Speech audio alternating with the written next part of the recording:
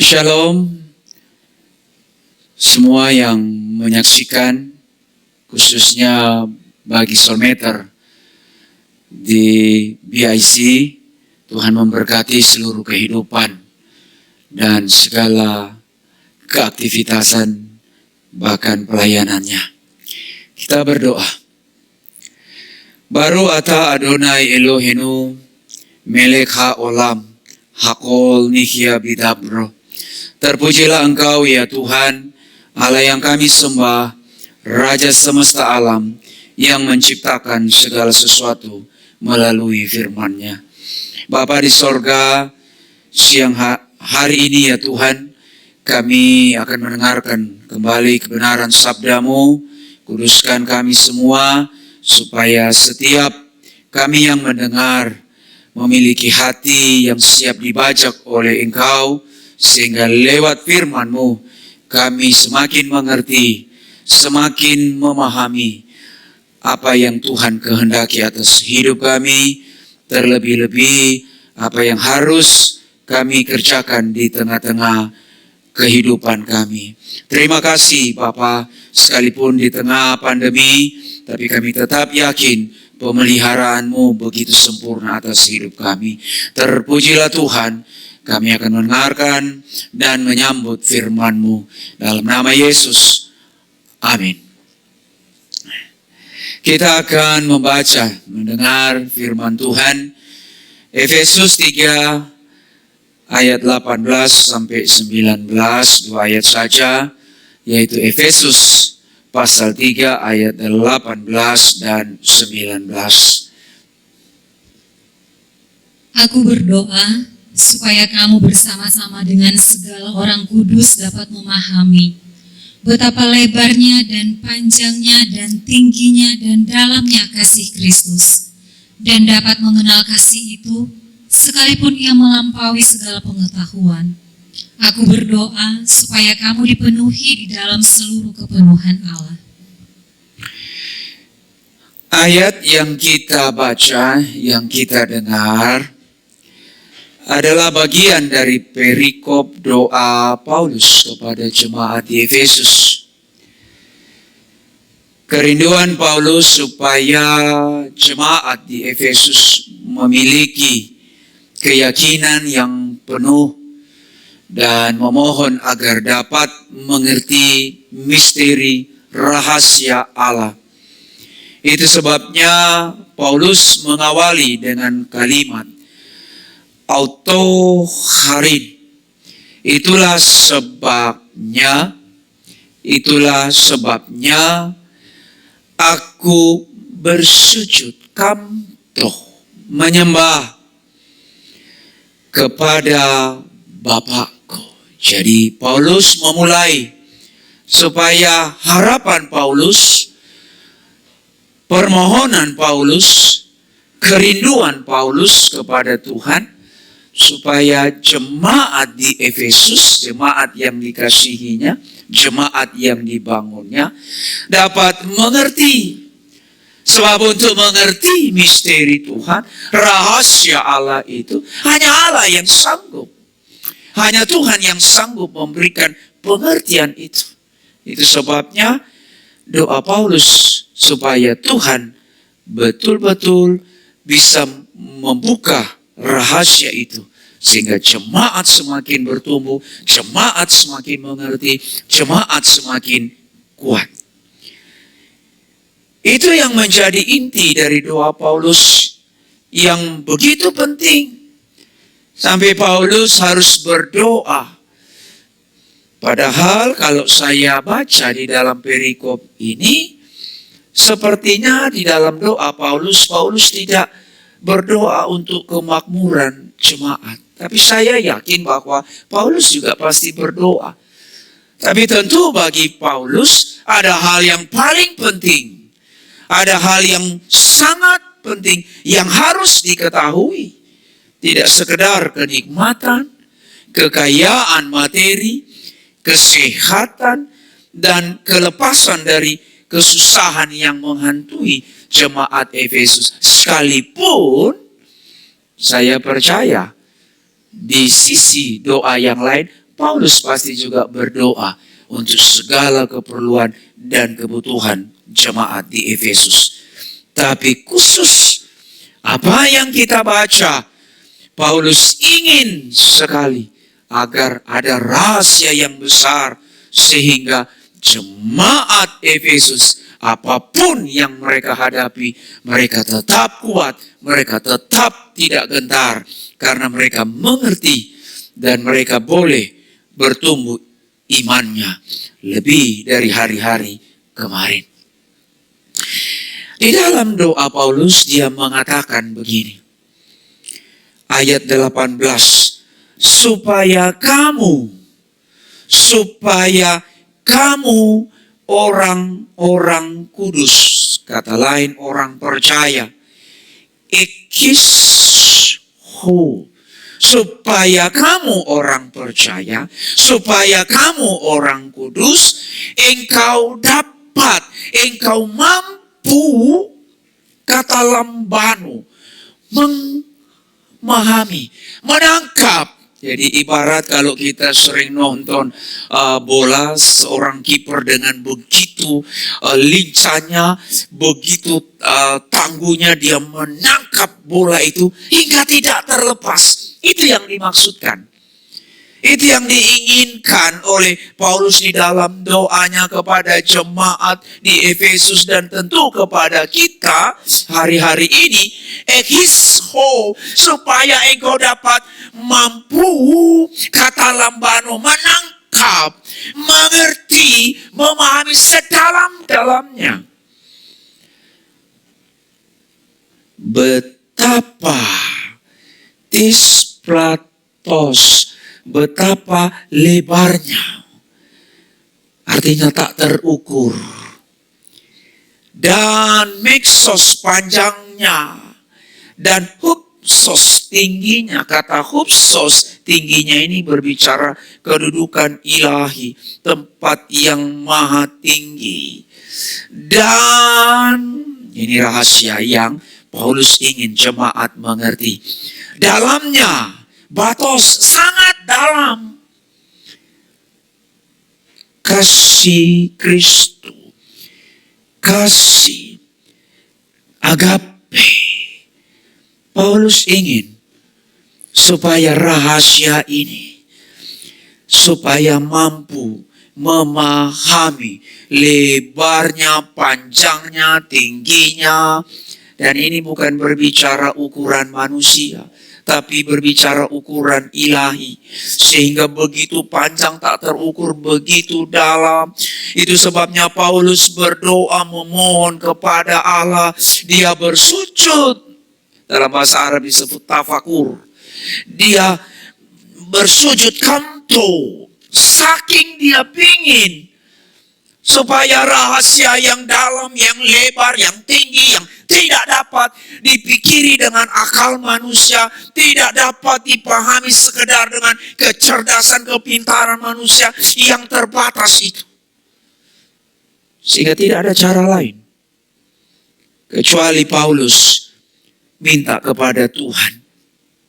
Karena itu dia menyapa di sana kepada Bapaknya agar jemaat mampu mengerti tentang hal tersebut, tingginya, dalamnya, lebarnya. Sebab memahami rahasia Allah yang sangat dahsyat dan luar biasa, yang sejak dunia diciptakan belum pernah terjadi. Dalam ungkapan betapa lebar, panjangnya, tingginya, dalamnya, yaitu apa itu? Kasih Tuhan. Sekaligus dikatakan di sana dalam kerinduan Paulus lewat doanya ayat 19, teginosko, dan dapat mengetahui, diterjemahkan mengenal, dan dapat diketahui, dapat diselami. Kita sering lihat orang kalau berenang, semakin dalam semakin indah lautan itu. Hanya semua ada dalam keterbatasan. Ribuan meter mungkin sudah pecah gendang telinga, alat pun tidak bisa. karena tekanan begitu dalam. Tapi pastilah paling dalam banyak rahasia yang tersimpan yang begitu indah. Apalagi misteri Tuhan tentang kasih itu yang luar biasa. Itu sebabnya dia rindu sekali untuk mengetahui kasih Allah itu. Dari mana? Dasar Paulus mengungkapkan dalam doanya kepada jemaat di Efesus tentang kasih Allah itu. Yang pasti, yang sudah pasti berbeda dengan kasih Allah dalam konsep Yahudi. Yang sangat terbatas hanya kepada orang Yahudi atau orang yang melebur menjadi Yahudi. Sebab sebagai seorang teologi, Paulus dianggaplah pakar teologi. Paulus sangat memahami hal tersebut. Ada sebuah perbedaan antara pemahaman kasih Allah dalam konsep Yudaism dan kasih Allah dalam konsep kekristenan. Agape, kasih Allah ini dianggap sebagai rahasia dan misteri ilahi yang Paulus ingin agar diketahui, dipahami sedalam-dalamnya hingga berakar bagi jemaat Efesus, baik yang Yahudi, Kristen Yahudi maksudnya yang ada di Efesus, maupun jemaat yang non-Yahudi, bahkan bagi kita semua. Mari saya mengajak untuk kita menemukan sumber atau apa yang menjadi inti dari doa Paulus tentang kasih Allah itu. Yang tidak lain dan tidak bukan, pasti ayat ini sangat familiar bagi kita. Yaitu Yohanes 3 ayat 16. Karena begitu besar kasih Allah akan dunia ini, sehingga Ia telah mengaruniakan anaknya yang tunggal, supaya setiap orang yang percaya kepadanya tidak binasa, melainkan beroleh hidup yang kekal. Kasih Allah yang dimaksudkan oleh Paulus yaitu autogap, karena begitu besar. Atau bahasa lain, memang demikian adanya kasih Allah akan dunia. Perkataan ini, perkataan Yesus ketika sedang berdiskusi dengan teolog Yahudi, yaitu Nikodemus. Jadi ini dikutip di sana, sebab itulah yang menginspirasi Paulus untuk mengungkapkan rahasia misteri kasih Allah yang besar itu. Dan Yesus berkata demikian. Tapi perkataan Yesus itu di dalam Yohanes 3 ayat 16, bagi orang Yahudi itu sesuatu yang tidak lazim. Sesuatu yang tidak pernah didengar. Apalagi ketika Yesus berkata, agape sen hotheos ton kosmon, kasih Allah akan isi dunia, atau kasih Allah untuk dunia ini. Perkataan itu amat sangat tidak biasa bagi Nikodemus, seorang rabi Yahudi yang memiliki potensi yang luar biasa, karena tidak pernah didengar itu bahwa bagi mereka kasih Allah itu khusus dan hanya untuk orang Yahudi. Tapi tiba-tiba Yesus mengatakan demikian, seolah-olah meruntuhkan, merombak konsep Yahudi tentang kasih Allah yang hanya diperuntukkan bagi orang Yahudi semata. Wah, saya coba berpikir,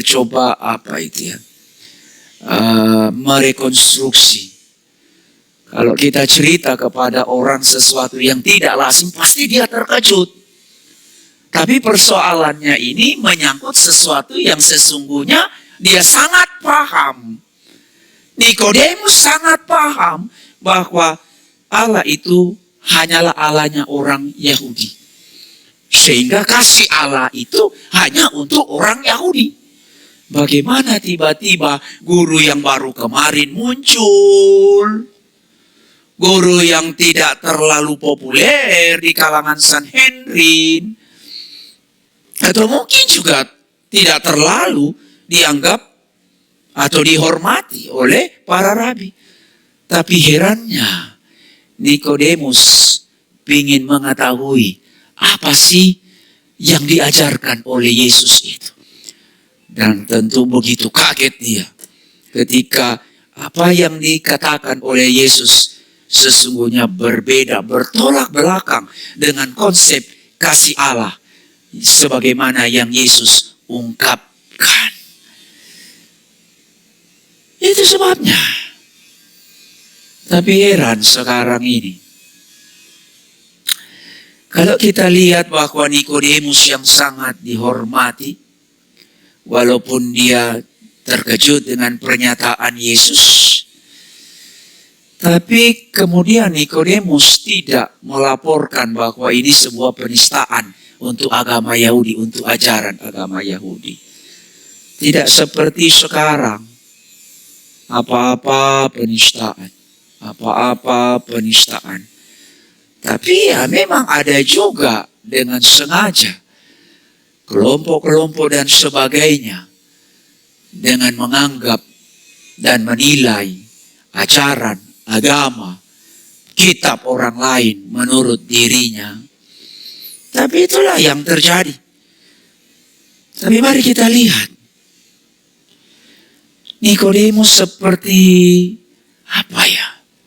Kalau orang tuh mau sadarkan orang sedang pingsan itu suka ditepok-tepok atau semacam separuh ditampar lah supaya dia bangun. Nikodemus seperti kena tamparan. Bagaimana tidak kasih Allah yang eksklusif berubah menjadi universal. Berubah menjadi kasih Allah untuk kosmon, ton kosmon, untuk dunia. Tidak hanya untuk orang Yahudi. Bahkan dikatakan di sana, edoken hoyoton monogenes, mengaruniakan. Kata mengaruniakan itu memberi.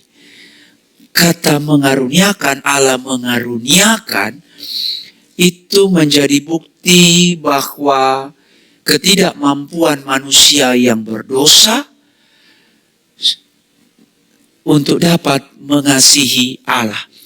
Tapi justru sebaliknya, demikian pula kata edoken itu berarti memberi, di mana Allah memberikan, mengaruniakan sesuatu yang sangat berharga bagi diri Allah itu sendiri.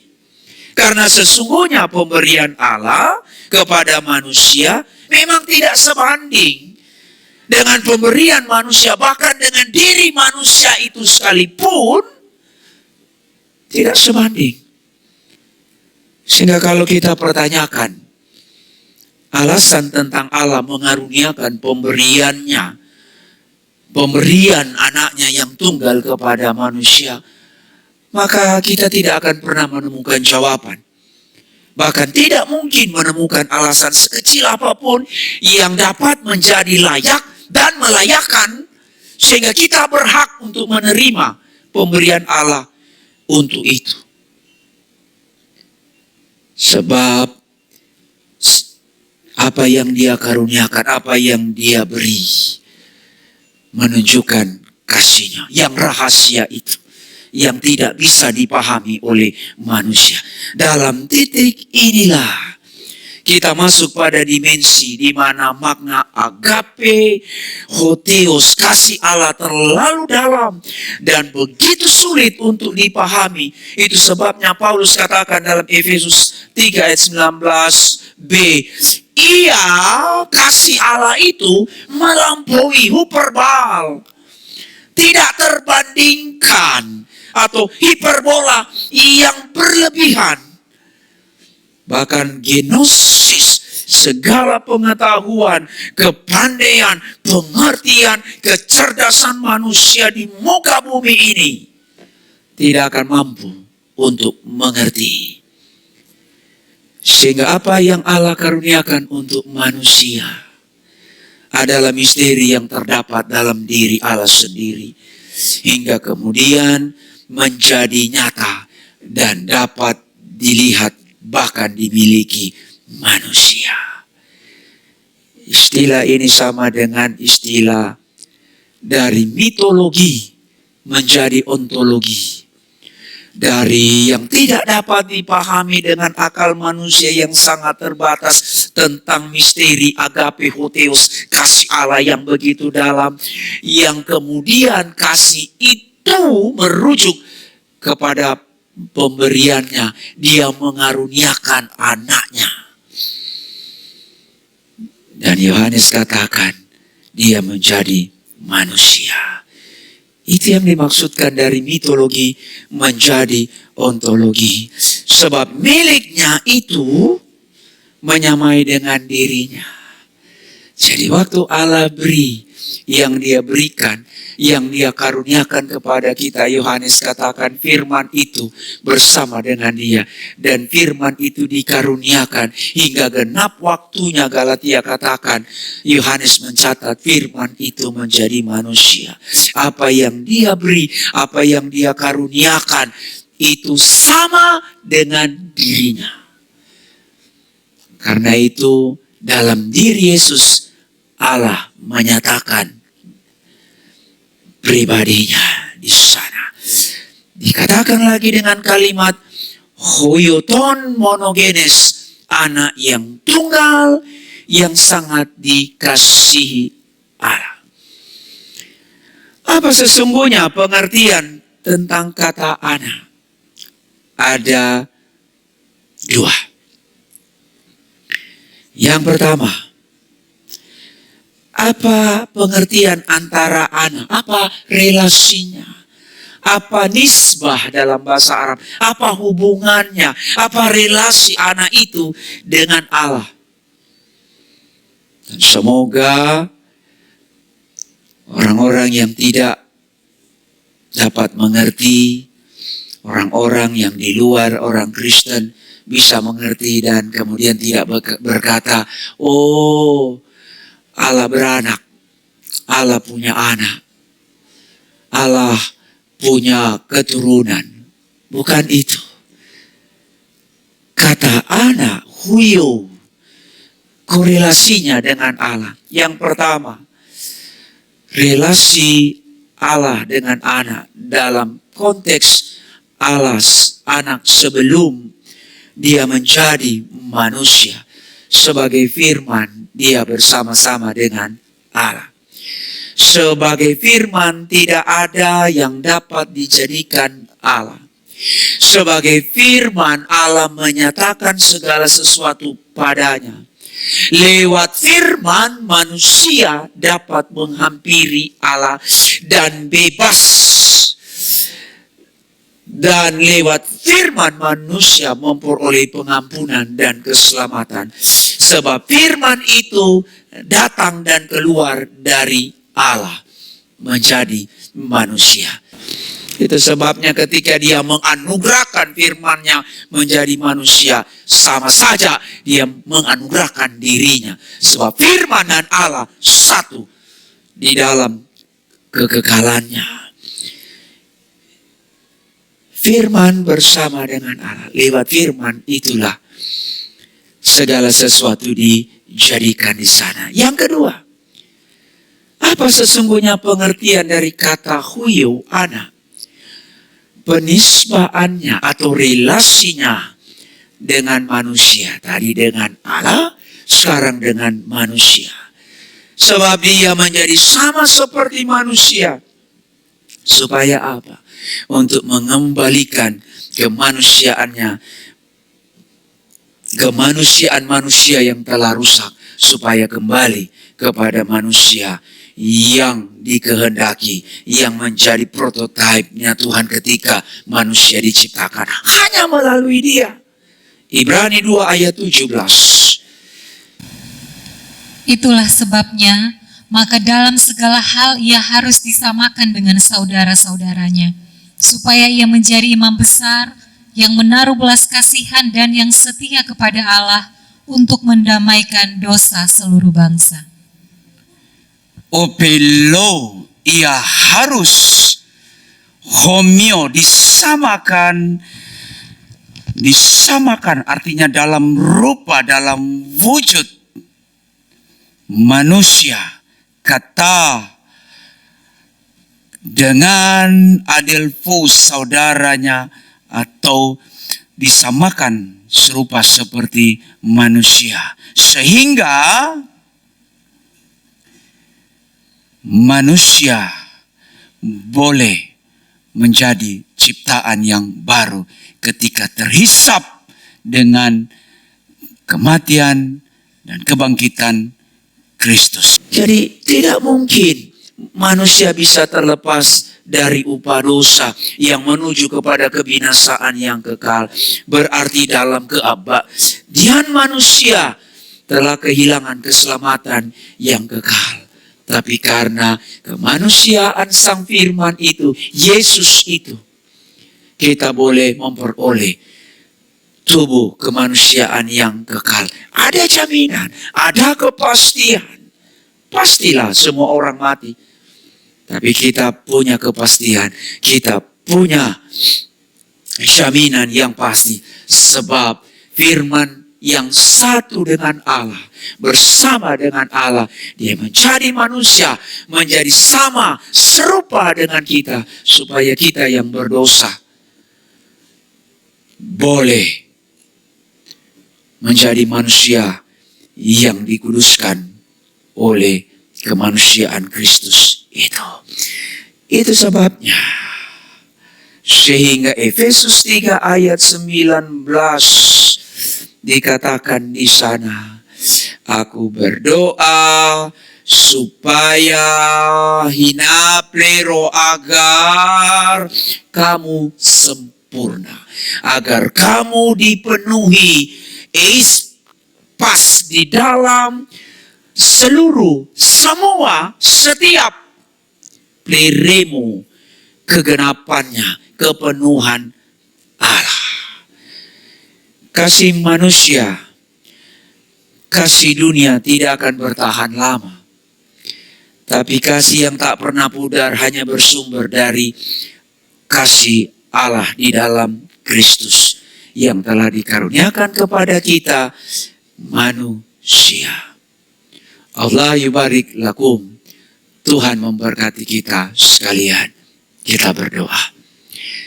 Bapa, kami bersyukur untuk firman-Mu yang sudah kami dengar. Biarlah di saat kami dengar, mungkin kami belum mengerti. Tapi waktu kami mendengar firman-Mu, firman-Mu lah yang memberikan pengertian yang benar kepada kami. Karena itu Tuhan, biarlah kasih yang melampaui pengetahuan, kasih yang penuh misteri dari Allah di dalam Kristus diwujud nyatakan. Sehingga lewat Kristus yang tidak dapat dipahami, yang tidak dapat dimengerti oleh tentang kasih Allah itu. Tapi lewat Kristus, di dalam dialah kasih Allah itu dinyatakan. Dan kami boleh mengerti, tidak hanya kami mengerti, tapi kami memiliki dalam hidup kami. Terima kasih Bapa, biarlah kasih itu menyertai kehidupan kami senantiasa. Dan kasih itu kami bagikan kepada mereka yang belum mengerti, bahkan yang belum percaya. Terpujilah Tuhan, kami telah berdoa dan mengucap syukur di dalam nama Yesus. Yang sakit Engkau jamah sembuhkan, yang lemah Engkau kuatkan, yang susah Engkau hiburkan, yang terikat Engkau lepaskan, Engkau bebaskan. Terima kasih Bapa, terpujilah Tuhan. Kami telah berdoa dan mengucap syukur. Haleluya. Amin.